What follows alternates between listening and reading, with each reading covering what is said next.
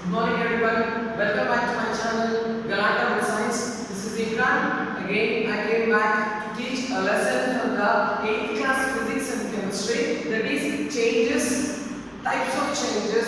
That is physical change and chemical change.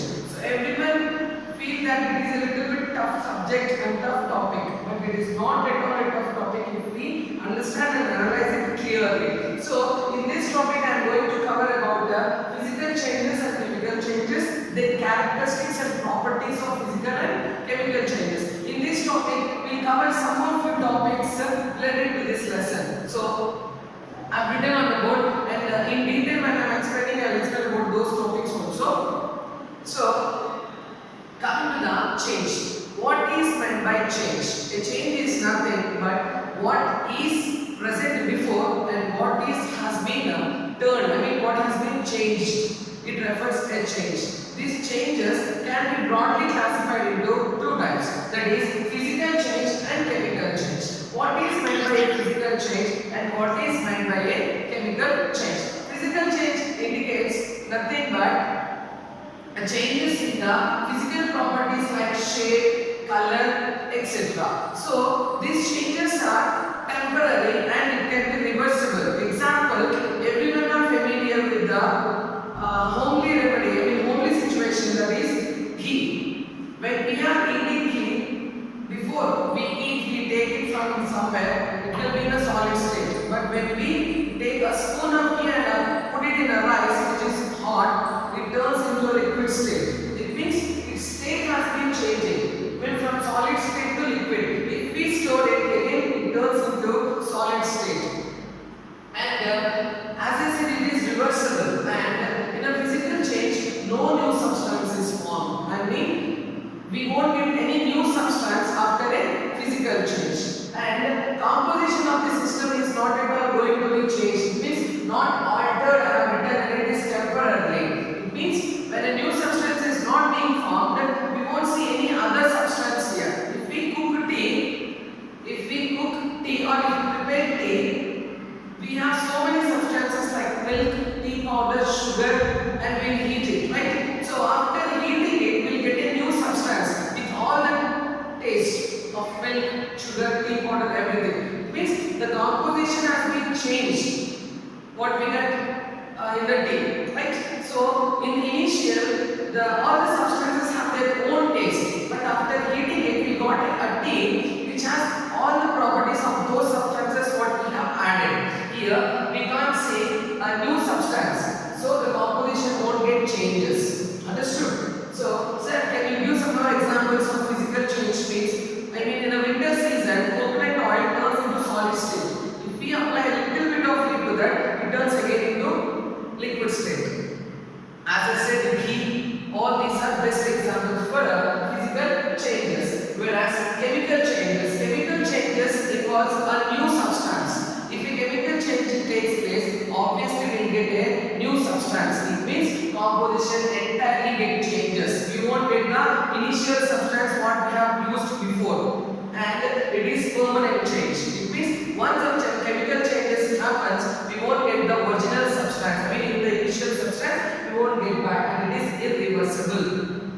Since physical changes are reversible, no new substance is formed. Since chemical changes are irreversible, and we can get a new substance. And moreover, in chemical changes, I mean, all chemical changes may involve either exothermic reaction or endothermic reaction. Now, here comes a tough question in your brain: what is meant by exothermic reaction and what is meant by endothermic reaction? See, chemical change. If chemical change has to happen, we have to supply some heat.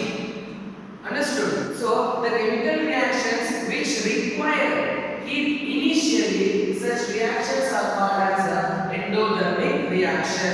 For example, if you want to prepare rice, you will apply some heat to that.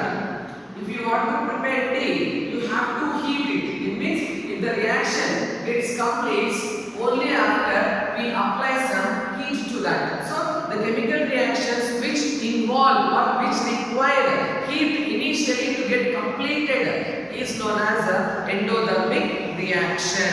Whereas some reactions are there which does not require any initial heat. they will release heat after a chemical reaction occurs. So such reactions we call as exothermic reactions.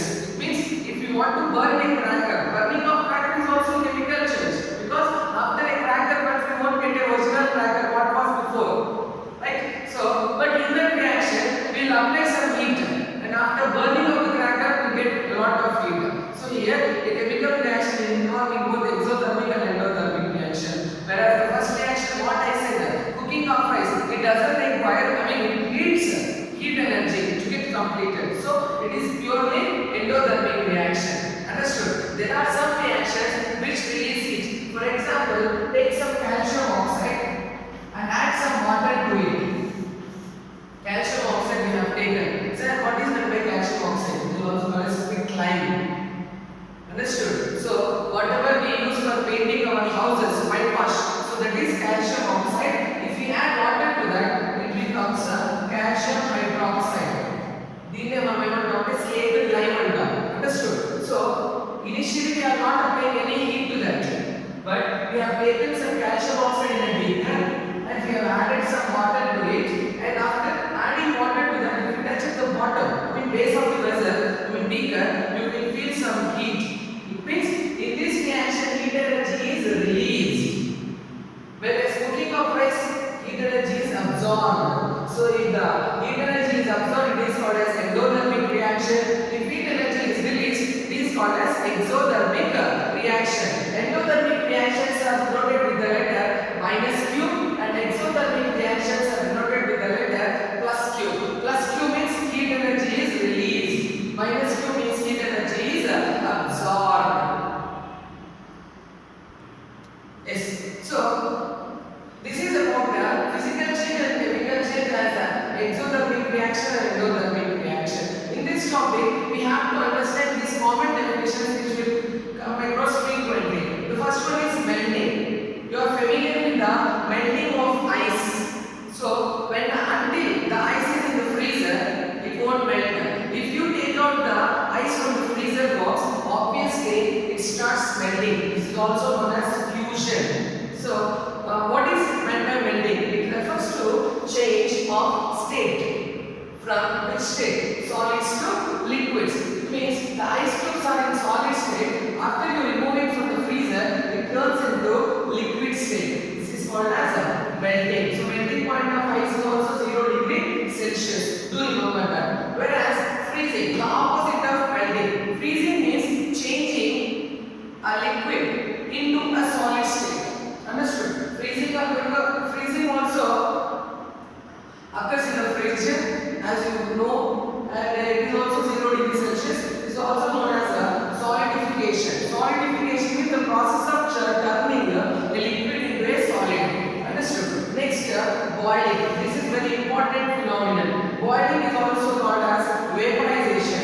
What it means? It refers to change of liquid, a liquid changing into which state? Gaseous or vapor state. If a liquid changes from liquid state to gaseous state at its boiling point, every liquid has its own boiling point. So boiling point of water is 100 degree Celsius. Till you heat the water to 100 degree Celsius, it won't change into vapor. Understood? The liquid, when it reaches 100 degree Celsius, obviously it changes into vapor state, and that is its boiling point. Do remember. So you may get a flag like that. Boiling point of water is 100 degree Celsius. And next state is condensation. Condensation refers to a change of state. So from gaseous state to liquid state. As you people know that we get rain. Rain is also a form of condensation reaction. Sir, not sir, precipitation reaction and we అనొచ్చు.